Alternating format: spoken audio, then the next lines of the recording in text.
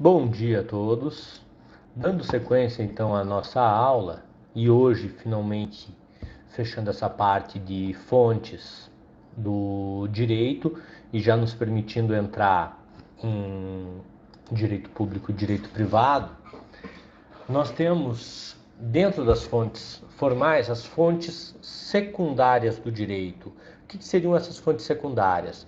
No caso, o conjunto de fontes que subsidiam a aplicação da fonte formal primária, que é a lei. Então a gente já viu os costumes, entramos agora na doutrina.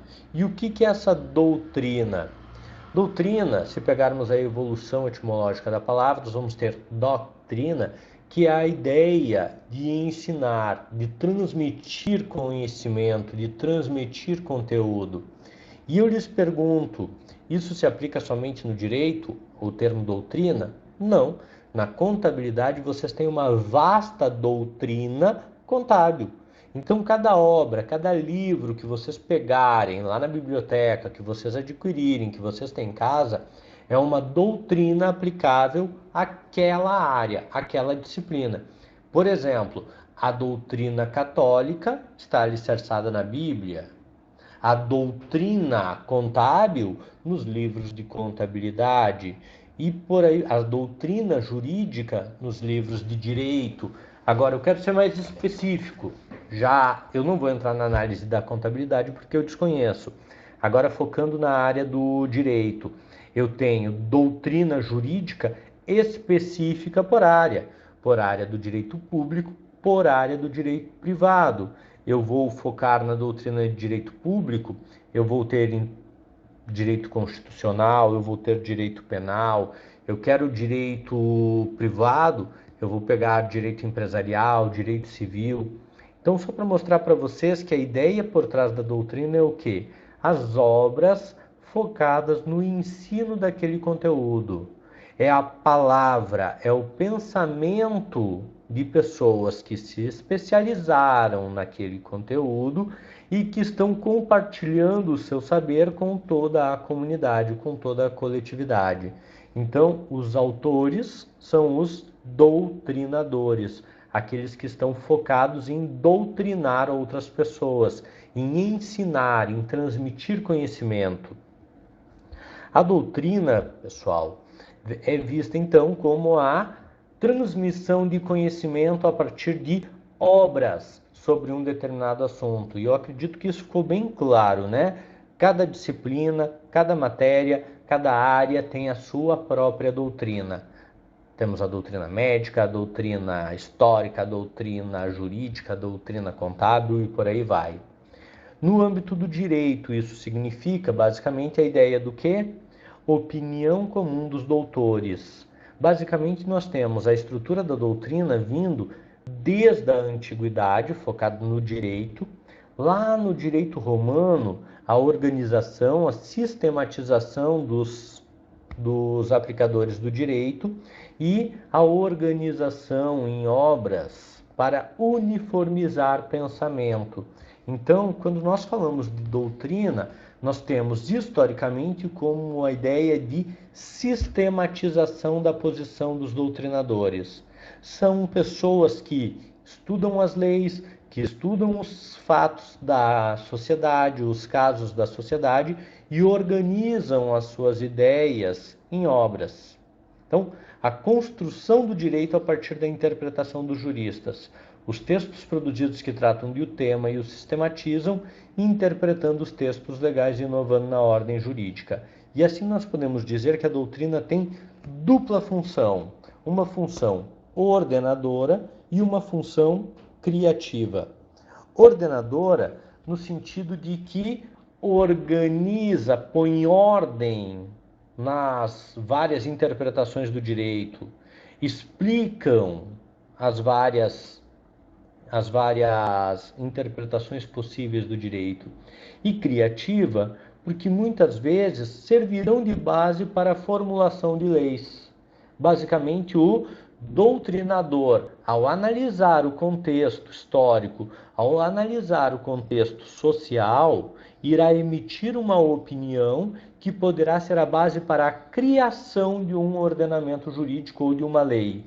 Então, a doutrina é o reflexo do pensamento dos estudiosos de uma determinada área e, no âmbito do direito, sistematiza aquele conhecimento, transmite aquele conhecimento com função ordenadora, organizadora e criativa, sendo, portanto, fonte de origem para o direito positivo, para a própria lei. Outra fonte formal secundária do direito é a jurisprudência. Pessoal, quando nós falamos de jurisprudência, é um tema muito simples, é fácil de compreender. Só que ele tem algumas outras perspectivas que merecem atenção e que pode gerar uma certa dúvida. Então, falou em jurisprudência, nós estamos falando de análise de precedentes que formarão uma jurisprudência que poderá ser convertida numa súmula e poderá ser galgada súmula vinculante. Então, merece um pouquinho mais de atenção, porque começa como precedente, vira jurisprudência, pode se transformar em súmula e pode virar uma súmula vinculante. Então, começando por baixo, começando pelo mais simples possível. Precedente. O que é um precedente? O precedente é o fruto da análise da decisão de um caso concreto. Basicamente, nós estamos falando, ao tratar de precedente, do trabalho de um julgador, do trabalho daquele primeiro julgador. Eu não lembro se nós já tratamos, se não tratamos, eu vou tratar para vocês a divisão de Civil Law e Common Law. No Civil Law, que é o nosso modelo adotado aqui no Brasil, nós nos pautamos muito na lei.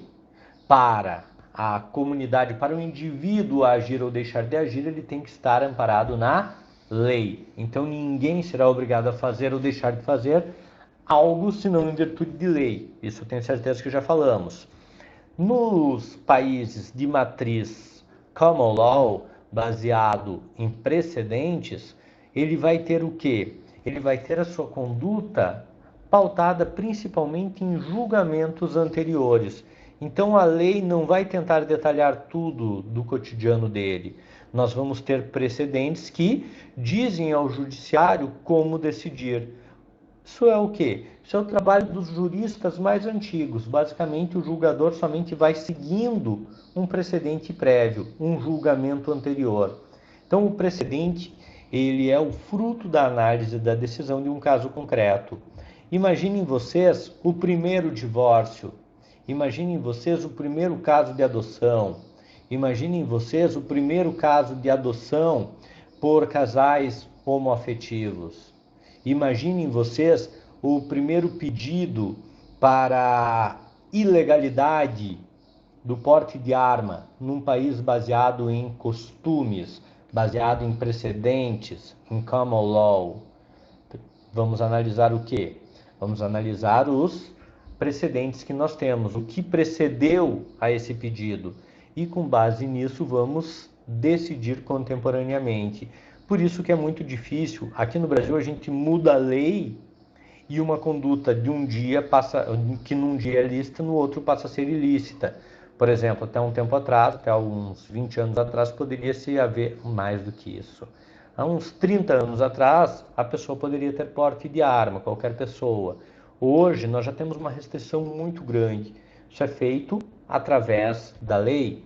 Nos Estados Unidos, mudar o porte de arma é algo muito complexo, justamente porque o judiciário assegura como precedentes o direito à posse e porte de arma. Então, precedente é o fruto de um trabalho isolado. Precedente é aquele trabalho de piso, é aquele trabalho que dá início à construção. Então, análise de um caso concreto, análise de uma situação isolada. A jurisprudência, por outro lado, já vem em conjunto de decisões judiciais. Observem como nós vamos ter várias decisões numa mesma direção.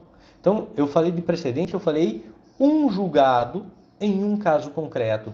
Agora imaginem 100, 200, 500 decisões do mesmo modo, no mesmo sentido. E a gente já tem o quê? Uma jurisprudência consolidada naquele tribunal, por aquele juiz.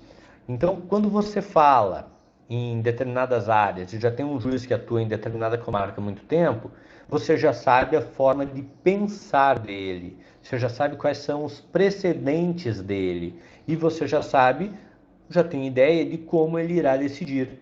E já sabe se essa decisão dele está em conformidade com os tribunais superiores, com o Tribunal de Justiça, por exemplo.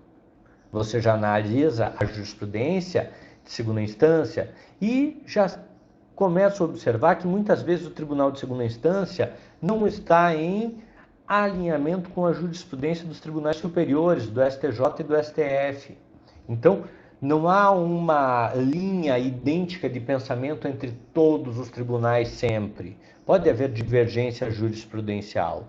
E aí vem a questão. Quando eu trato de jurisprudência, eu já falo de um conjunto mais amplo de decisões judiciais num mesmo sentido, numa mesma direção. Por que a jurisprudência é uma fonte do direito? Justamente porque ela vem do Estado. O Poder Judiciário é um dos poderes do Estado. Então, a jurisprudência como fruto do trabalho do Judiciário, como fruto do trabalho do Estado, acaba servindo para consolidar o direito também. Muitas vezes nós vamos ter o direito sendo atualizado pelo trabalho jurisprudencial. E aí, pessoal, só um instantinho que eu me perdi aqui. Sim, falava para vocês aqui. A jurisprudência é fruto do Estado, vem do Poder Judiciário. E, sendo assim, acaba ganhando um peso muito grande. Eu falava para vocês que muitas vezes as leis ou não são atualizadas, ou então elas não estão adequadas às necessidades contemporâneas. Vem a jurisprudência e pacifica. Por exemplo, no Brasil é proibido o aborto como regra. A jurisprudência antecipou essa discussão e criou situações onde é permitido, sim, a prática do